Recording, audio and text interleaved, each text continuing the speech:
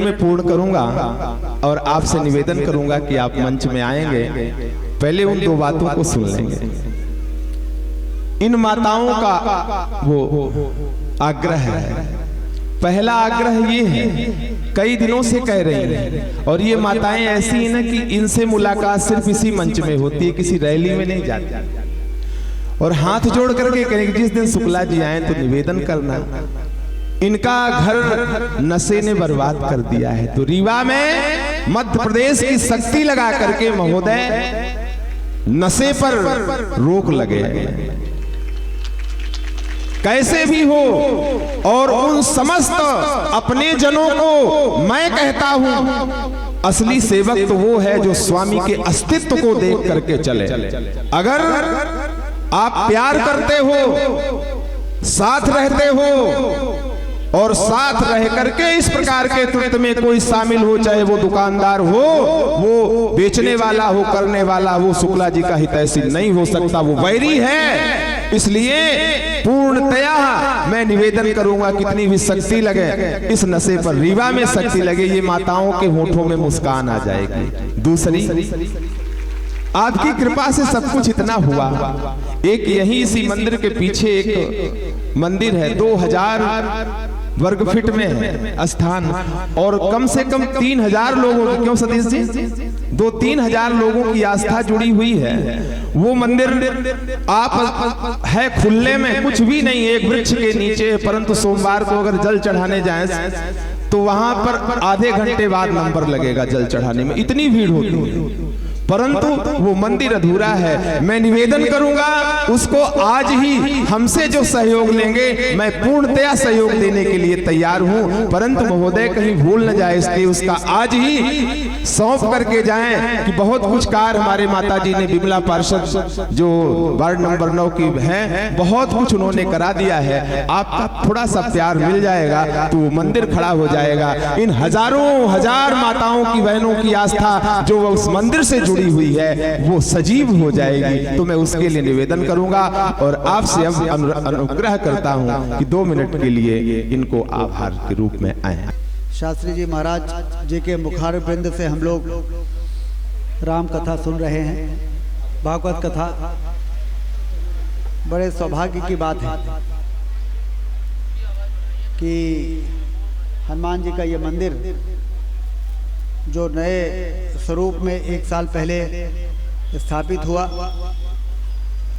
उसके बाद से मैं जब कभी यहाँ से निकलता हूँ तो मुझे यहाँ पर बिल्कुल दर्शनार्थियों की लाइन लगी हुई दिखाई देती है। ये क्षेत्र बड़ा धार्मिक है, आप सब बड़े धार्मिक हैं, इसके लिए आप सबका मैं अभिनंदन करता हूँ, माताओं बहनों का। और ये आप ही हैं जो ये सृष्टि को चला रही हैं। भगवान के शरण में सबसे ज़्यादा माताएं बहनें ही हाजिरी लगाती। हमारे देश की सबसे बड़ी ताकत धर्म और अध्यात्म ही है। और जब से राम जन्मभूमि में रामलला जी भव्य मंदिर में 22 तारीख को पहुंचे हैं, तब से तो पूरे देश में खुशी की लहर चल रही है।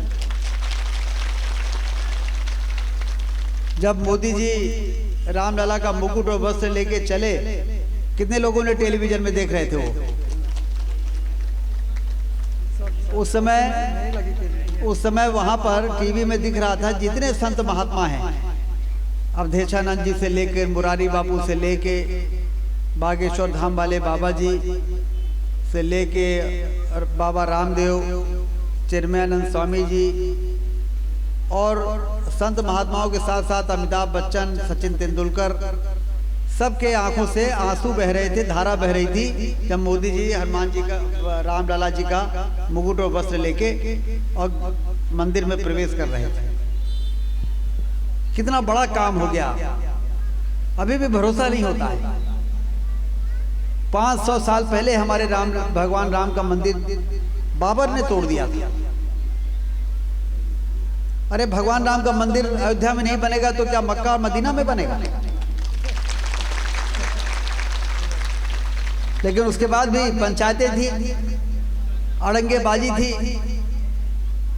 कोई कह देता कि राम तो काल्पनिक है।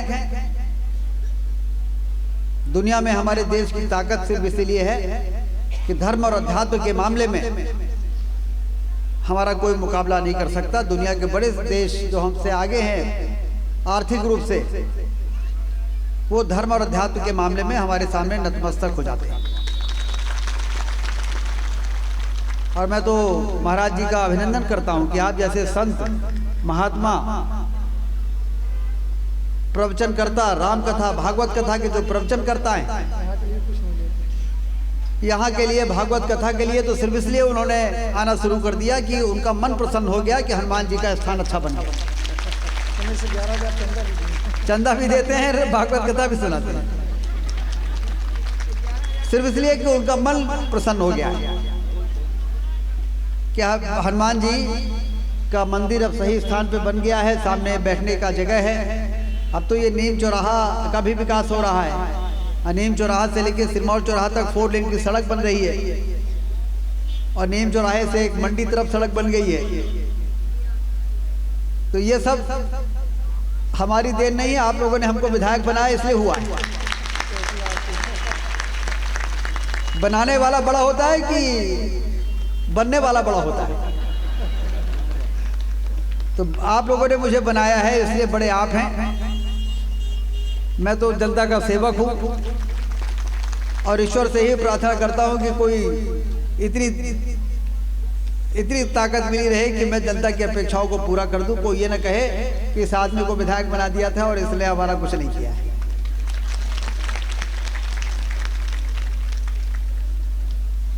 और इसलिए जब मंदिर गिरा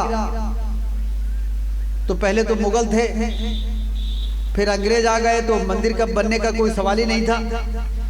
जब देश स्वतंत्र हुआ उस समय से ही एक विचारधारा के लोगों ने ये कहना शुरू कर दिया कि सौगंध राम की खाते हैं मंदिर वही बनाएंगे।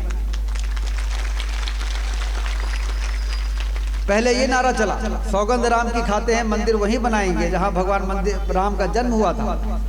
और जब 6 दिसंबर 1992 को वो अवैध मस्जिद गिर गई, कारसेकों ने ढा दिया, तो नारा बदल गया। और क्या नारा हो गया?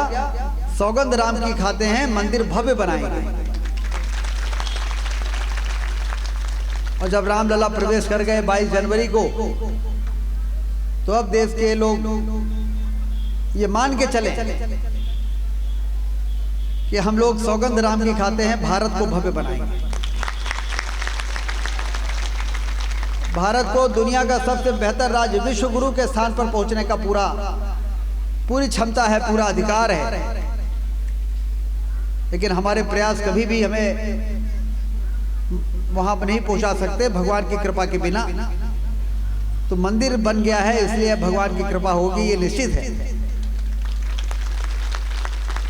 और भारत को भव्य बनने से अब कोई ताकत रोक नहीं सकती। लेकिन ये जो हमारी आस्था है, ये जो हमारा समर्पण है, जो हमारी संस्कृति है, राम कथा और भागवत कथा में यही तो है। भगवान राम का चरित्र यदि हम देखें तो आदर्श भाई कैसा होना चाहिए, आदर्श पुत्र कैसा होना चाहिए, आदर्श पिता कैसा होना चाहिए, आदर्श पति कैसा होना चाहिए, आदर्श मित्र कैसा होना चाहिए, पूरा भगवान राम के। और छुआछूत, हमारे यहाँ अटल बिहारी वाजपेयी जी ने कहा था कि अस्पृश्यता से बड़ा पाप कोई दूसरा नहीं हो सकता है। या हम लोग छुआछूत में पड़े रहते हैं। भगवान राम ने सबरी, प्रेम में डूबी हुई सबरी के जूठे बेर भी खाने से संकोच नहीं किया।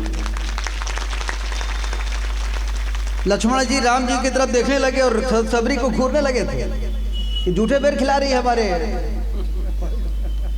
तो राम जी ने कहा, लक्ष्मण शांत रहो, वो प्रेम में डूबी हुई है, भक्त है, भक्त से बड़ा भगवान नहीं होता है।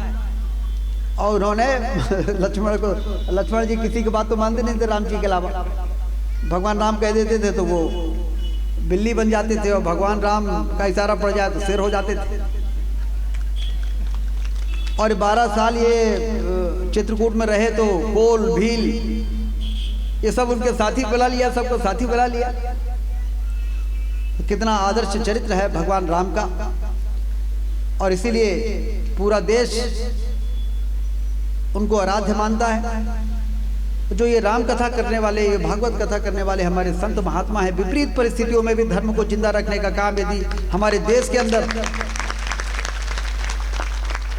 किसी ने किया है तो व्यासपीठ पर बैठकर इस प्रकार के संत और महात्माओं ने किया है। ने हमारे धर्म को कुचलने के तमाम तरह के प्रयास हुए, लेकिन अब तो अनुकूल परिस्थिति, अब तो सनातन की लहर चल रही है पूरे देश में। अब तो एक अलग तरह का भारत जो हमारा प्राचीन सभ्यता का था वो बन के तैयार हो गया है सामने। अब कोई हिम्मत नहीं कर सकता। लेकिन कुछ दौर ऐसा भी आया था, तुष्टीकरण का दौर भी आया, राजनीति के कारण आया कि अपना हम मतलब ये नारा लिखना पड़ा दीवार में कि गर्व से कहो हम हिंदू हैं, और लिखने वाले पर कोई कार्रवाई न हो जाए इसलिए वो लिख के भाग जाता था। रात में लिखता था और सवेरे गायब हो जाता। हमने लिखा गर्व से कहो हम हिंदू हैं। ऐसा दौर भी हम लोगों ने देखा है। लेकिन आज तो जो लोग डराते थे वही लोग कहते हैं कि नहीं भाई हम भी हिंदू हैं, हमको भी। ये वातावरण हो गया हमारे देश का। और ये सब कठिन समय में इस ध्वज पताका को लेकर चलने वाले लोग अभिनंदन के पात्र हैं। इसलिए मैं आपका प्रणाम करता हूं आपके चरणों में, और आपके इस पहल के लिए आपको धन्यवाद देता हूं कि पिछले साल भी आप यहां पे आए, इस साल भी यहां पर आए, और एक तरह से आपने यहां पर एक ऐसा धार्मिक वातावरण तैयार कर दिया है। ये धार्मिक वातावरण ही हमारी भटकी हुई पीढ़ी को सही रास्ते पर लाएगा। ये जो नशा है ये नाश की जड़ है, और इसलिए इसको हमें सबको, ये हमारा सामाजिक दायित्व है कि हम इसको समाप्त करने के लिए जो कुछ भी हो सकता है करें।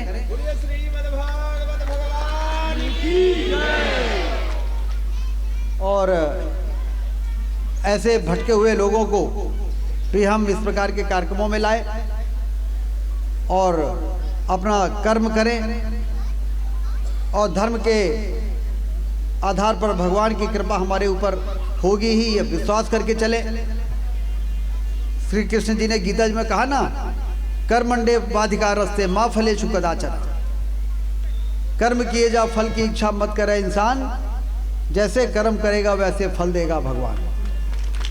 तो ये सारे जो सूत्र हैं ये हमको सही दिशा में ले जाने के लिए हमारे जीवन में बड़े कारगर हैं।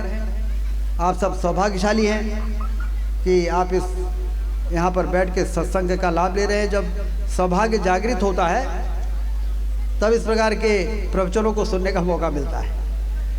इसलिए हम सब सौभाग्यशाली हैं कि महाराज जी यहाँ पर पधारे और हम सबको उन्होंने, और ये जो महत्वपूर्ण बात कही, जो मेरा सबसे प्रिय काम है वो उन्होंने मुझे सौंपा है।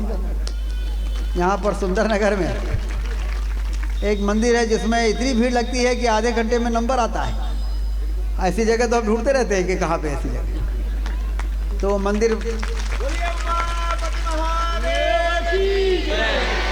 तो सतीश जी आप बता दीजिएगा कितना गिट्टी चाहिए, जितना बालू चाहिए, कितना सीमेंट चाहिए, और एक कारीगर भी लगा लीजिए। फिर उसका मेहनत, उसका कितना पैसा बनेगा वो भी बता दीजिए, और कब हमको उस मंदिर का लोकार्पण करना है ये भी डेट आपको तय करना है।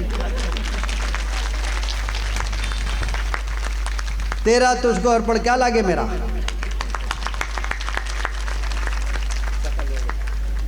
जय श्री राम। बहुत बहुत धन्यवाद आपको। आप इसी प्रकार से आते रहें और हमारी माताओं बहनों को इसी प्रकार से कृतार्थ करते रहें, यही आपसे निवेदन है। बहुत बहुत धन्यवाद।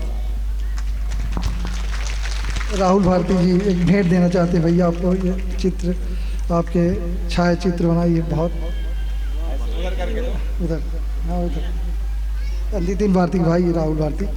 मैं भैया कोट कोट धन्यवाद आभार देता हूँ कि आपका बनाया हुआ यहाँ मंदिर है। हनुमान जी की कृपा से आप इसी तरह दिनों दिन तरक्की करते रहे। उप मुख्यमंत्री हैं हम और ऊपर चाहते हैं और आपका आशीर्वाद बना रहे। धन्यवाद।